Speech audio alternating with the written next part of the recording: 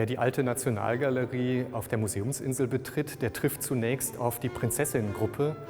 Dieses herausragende Werk von Johann Gottfried Schadow ist der Inbegriff von Schönheit und Anmut. Und zum Glück haben wir hier in der Sammlung zwei Varianten dieses Werkes. Einmal die Marmorfassung, die man hier sehen kann, aber ebenso auch den ursprünglichen Gips.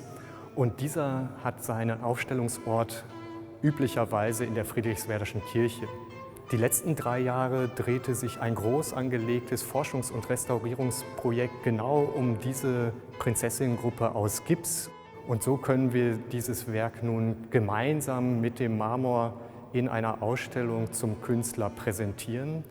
Am Ende soll aber der Aufstellungsort final wieder in der Friedrichswerderschen Kirche sein, wo wir dann die Besucherinnen und Besucher ebenso mit der Gipsvariante begrüßen können, wie hier auf der Museumsinsel mit dem Marmor. Die Alte Nationalgalerie besitzt den weltweit größten musealen Bestand an Werken Johann Gottfried Schadows. Darunter das Original-Gipsmodell der Prinzessinnengruppe und die Marmorausführung. Die Prinzessinnengruppe darf wohl als das bekannteste Werk des deutschen Frühklassizismus gelten und steht sinnbildlich für Berlins Beitrag zur Epoche dieser Zeit. Zugleich ist es wohl das am besten erforschte skulpturale Werk dieser Epoche. Und doch, das Forschungs- und Restaurierungsprojekt zur Prinzessinnengruppe hat neue, vorher nicht bekannte Erkenntnisse zur Werkstattpraxis Schadows zutage gebracht und Erkenntnisse zum Umgang und zur Restaurierungspraxis mit Gipsen dieser Zeit. Wir sind hier in der Skulpturenrestaurierungswerkstatt der Alten Nationalgalerie. Mein Name ist Alexandra Czarnecki und ich bin Skulpturenrestauratorin. Momentan bearbeite ich ein besonderes Projekt, also ein Herzensprojekt, das sich rund um die Prinzessinnengruppe von Johann Gottfried Schadow dreht. Johann Gottfried Schadow ist ein Berliner Bildhauer gewesen. Und bekannt geworden ist er als der Vater der Berliner Bildhauerschule.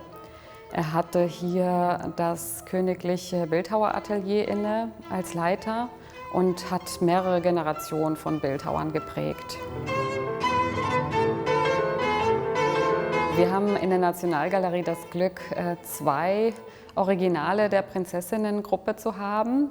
Eine in Marmor und eine in Gips. Der Gips ist der ältere von den beiden. Er stammt von 1795 und diente Johann Gottfried Schadow bzw. seinem Mitarbeiter zur Übertragung in Marmor.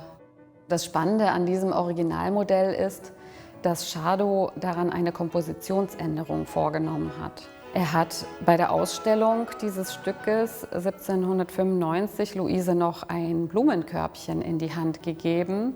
Der König hat zwar der Übertragung in Marmor zugestimmt, allerdings unter der Auflage, dass das Körbchen verschwinden muss.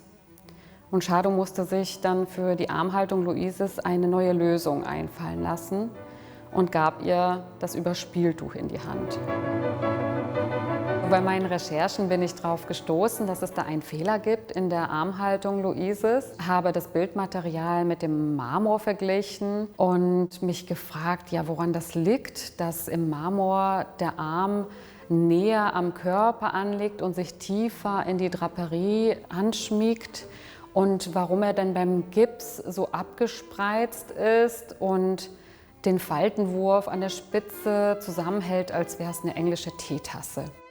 Wir haben dann den Entschluss gefasst, ein 3D-Modell zu erstellen von beiden Gruppen und haben sie dann übereinander gelegt, um festzustellen, ah ja, tatsächlich, de facto sieht man den Fehler im Bereich des Armes. Mein Arbeitsschwerpunkt jetzt in dem Projekt ist die Rekonstruktion der Armhaltung, die ursprüngliche. Dazu war es natürlich zuerst mal notwendig, alle Maßnahmen zurückzunehmen, die bis dahin vorgenommen worden sind. Also alles, was nach Schadow gekommen ist. Das, was wir im Moment machen, ist, dass wir jetzt Inlays herstellen von den Fehlstellen, die wir dann eigentlich wie so ein Bruchstück wieder ankleben können, sodass wir dieses Zwischenstück wieder haben. Mein Part innerhalb des Projektes bezieht sich vor allem auf die Oberfläche der Prinzessinnengruppe.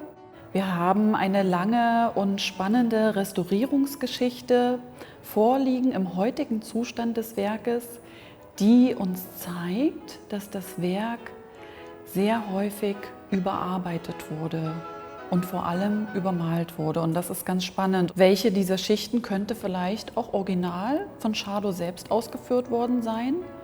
Und welche dieser Schichten können wir eindeutig als spätere Überarbeitungen identifizieren? Es geht in erster Linie darum, die originale Substanz bzw. das originale Material von Chardot zu sichern und zu gewährleisten, dass auch zukünftig keine weiteren Schäden entstehen. Man kann sich vorstellen, dass das Übermalungspaket von insgesamt 8 Übermalungsschichten sehr dick ist und durch die Alterung sehr spannungsreich auftrocknet, sich verändert und den originalen Gips beschädigt.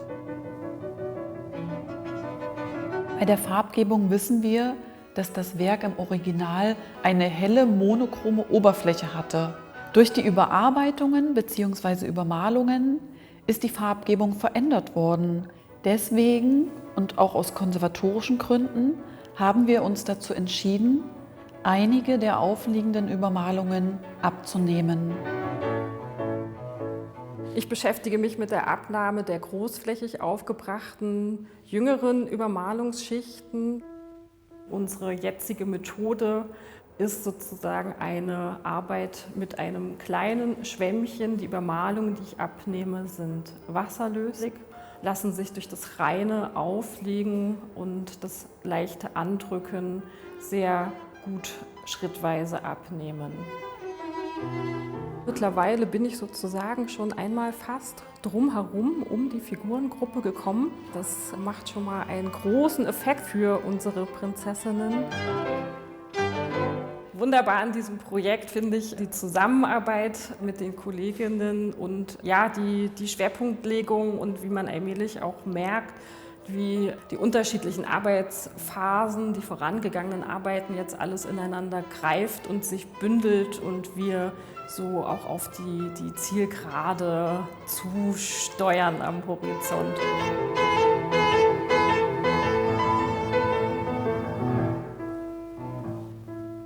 Die Prinzessinnengruppe wird nun der Öffentlichkeit wieder zugänglich und wird erstmals in der Ausstellung Johann Gottfried Chardot berührende Formen gezeigt.